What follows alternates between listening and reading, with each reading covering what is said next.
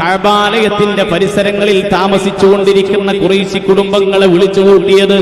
എന്നിട്ട് പറഞ്ഞു, ഖുറൈശി സമൂഹമേ, ഈ കാണുന്ന സഫാ പർവ്വതത്തിന്റെ അപ്പുറത്ത് നിന്ന്, വിശാലമായി കിടക്കുന്ന ഈ കുന്നിന്റെ അപ്പുറത്ത് നിന്ന് നിങ്ങളെ പിടികൂടാൻ, നിങ്ങളെ ആക്രമിക്കാൻ ഒരു സംഘം വരുന്നുണ്ടെന്ന് ഞാൻ പറഞ്ഞാൽ നിങ്ങൾക്ക് വിശ്വാസമുണ്ടോ? ആ കൂടിയിരിക്കുന്ന ആളുകൾ പറഞ്ഞു, അതെ, ഞങ്ങൾക്ക് വിശ്വാസമാണ്. മുഹമ്മദേ, നീ പറഞ്ഞാൽ ഞങ്ങൾക്ക് വിശ്വാസമാണ്. കാരണം നിന്നെ എങ്ങനെ അവിശ്വസിക്കും? നീ അൽ അമീനല്ലയോ? ജീവിതത്തിൽ ഇന്ന് വരെ നീ ഒരു കളവ് പറഞ്ഞിട്ടില്ലല്ലോ, നീ ഒരു അവിശ്വാസം ചെയ്തിട്ടില്ലല്ലോ, നീ ആരെയും ഇതുവരെയും വഞ്ചിച്ചിട്ടില്ലല്ലോ, നിന്റെ ജീവിതത്തിൽ ഒരു ലേശം പോലും, ഒരു ലവലേശം പോലും വഞ്ചനയുടെ ലാഞ്ചന കടന്നു വന്നിട്ടില്ലല്ലോ. അതുകൊണ്ട് ഞങ്ങൾക്ക് വിശ്വാസമാണ്, ഞങ്ങൾക്ക് നിന്നെ വിശ്വാസമാണ് മുഹമ്മദേ. ഈ ഒരു അംഗീകാരം, ഈ ഒരു ദാർഢ്യത, ഈ ഒരു വിശ്വാസം നേടിയെടുത്തിട്ടാണ് അള്ളാന്റെ തിരുദൂതർ പറയാൻ പോകുന്നത്, അനലക്കും നദീർ, എന്നാൽ ഞാൻ നിങ്ങൾക്കിതാ ഒരു മുന്നറിയിപ്പുകാരനാണ്.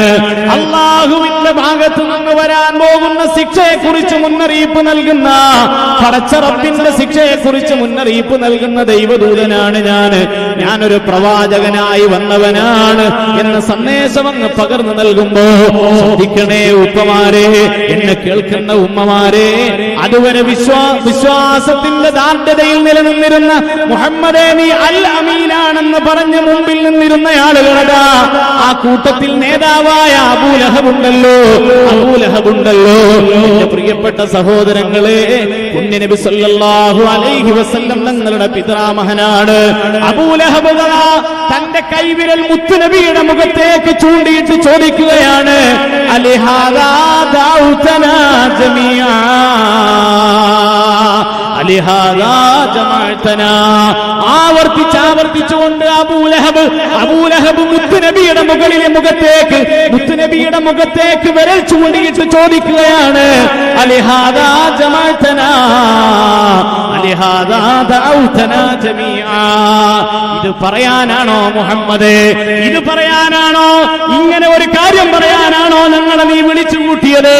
ഇതുവരെ പറഞ്ഞതൊക്കെ ഞങ്ങൾ കേൾക്കാം, പക്ഷേ ഈ ഒരു കാര്യം പറയാൻ എന്തിന് നീ ഞങ്ങളെ വിളിച്ചു കൂട്ടി?